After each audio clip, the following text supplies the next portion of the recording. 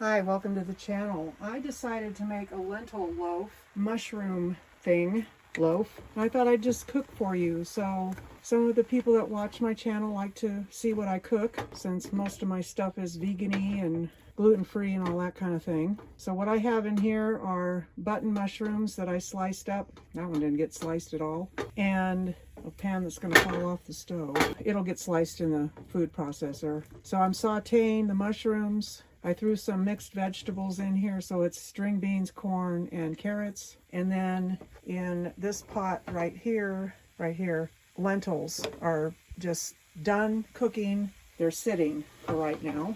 No oil involved. The mushrooms sweat, so that puts water in the pan so that everything can saute. I will rub a little bit of oil in the loaf pan because I'm not going to use parchment paper to cook it in the oven. So we have that going. I've got garlic here that I'm going to add once this is reduced down. I have oats that I'm going to be adding. I made oat flour. I'll be adding that. And then this is a flax egg that is in the middle of blooming right now. What else do I need? Oh, spices. I'm going to be using some turmeric just because it's anti-inflammatory. Some basil. I have fresh thyme in the fridge and I'm going to be using that. And I have onion powder, garlic powder. Oh, have to have this. Oregano flakes. I have dry thyme leaves. I'm probably going to add some of that too. That's about it for spices, and of course salt. Or I could add, instead of salt, I could add some soy sauce, but I don't know if it would affect the flavor of the meatloaf. It might not. Let's use this if I can get it open. Couldn't get it open the last time either. I had to literally take it off. Can I take it off? There we go. Let's add a little soy sauce in here. Salt content. As soon as the onions are translucent and all of that, I'll put the garlic in and get that sauteed as well. I've got to get my food processor ready to go. It's getting more translucent. Mushrooms are reducing, except for that big one that I didn't chop up. It's okay, it's going to get pulverized. All right, I'm going to put the garlic in. This is also going to bake in an oven for a while, so it doesn't have to be, like it's cooked here. It's going to cook in the oven too. I'm going to pour my liquid, my lentils in here. Might be enough. I may end up making 2 loaves. I think I will. I think I'll make 2 loaves because I think I've got enough here to do that. We're just going to put that all in. And then we are just going to blend the living daylights out of this. We want to puree it. Yep, there we go. That's what it looks like. I thought I was recording. I just put the vegetables in from the pan. I added the oat flour, about a half a cup, and a half a cup of oats. Now I'm putting in the flax egg, and now we're going to put in the spices. We want ground. We're going to put some onion powder in, teaspoon, basil, about a half a teaspoon, better turmeric. I'm going to put in some dry thyme leaves. And actually I found when I make this before, this is what gives it a meatloaf flavor, is the thyme. So I'm putting in about a teaspoon of that.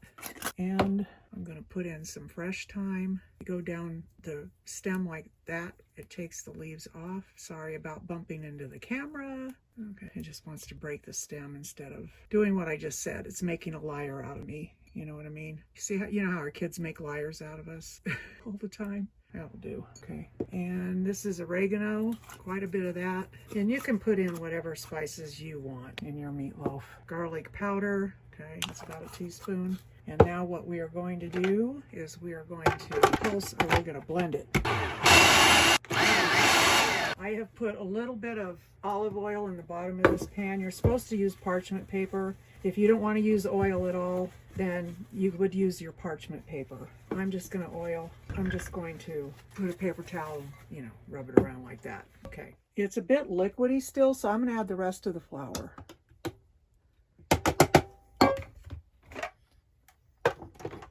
And the oat flour, I pureed some oats and made flour.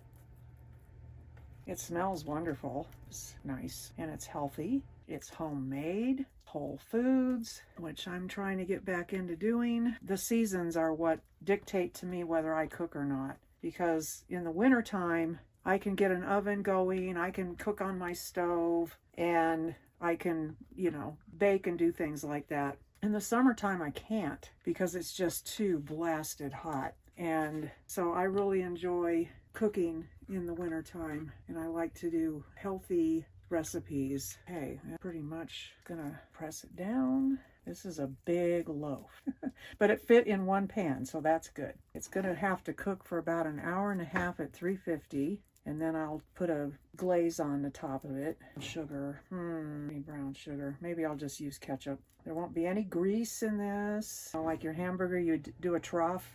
So your grease collects in the trough. You don't have to do that with this. But there it is. That looks really pretty. Okay, to get my oven ready to go. I'm putting it at 1 hour and then I'll check it and we'll go from there. Well, it's been in there for an hour, and I think it's done. I'm going to let it sit and rest for a little while, and then I'll slice into it and taste it. And I'll put some ketchup over it. Usually what you would do is you would cook it for this length of time, or 45 minutes, and then you would make a glaze and put over the top and put it back in the oven for 15 minutes. And maybe I'll do that. Maybe I'll just put some ketchup over the top of it and make it a glaze.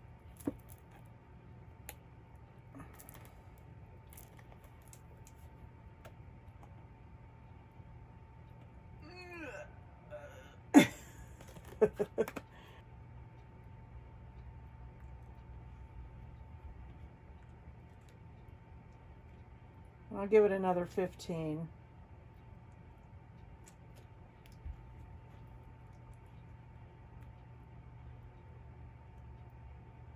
What you would normally use would be some ketchup, a little bit of maple syrup, and tomato paste, I think, or sauce with it. But I'm just going to do ketchup right here. That looks lovely. So I'm going to let that rest for a little bit, and then I'll slice into it and taste it. Alrighty, let's see what we have here.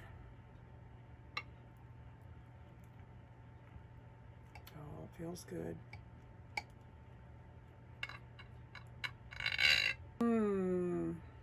I might have to cook this some more. It's a little gummy down in the bottom. I think I'm going to put it back in for another 15 minutes because that would be an hour and a half. The gummy on the knife right there, that's telling me it's not, because when I got down towards the bottom is where it did it.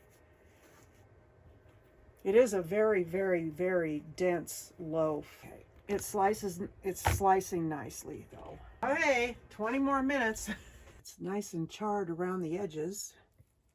It's had a total of an hour and a half to cook. I think we're better this time. And it's not sticking to the pan at all, so that's good. Rusty on the bottom. It's just really moist inside, which is probably okay. It's holding its shape, which is good. I mean, it's not meatloaf, you know. But there's what it looks like. Let's take a little taste test. It's delicious. The only thing that's lacking is a salty flavor, because I used the soy sauce in the vegetables and whatnot, but I didn't add any other salt. It's really good.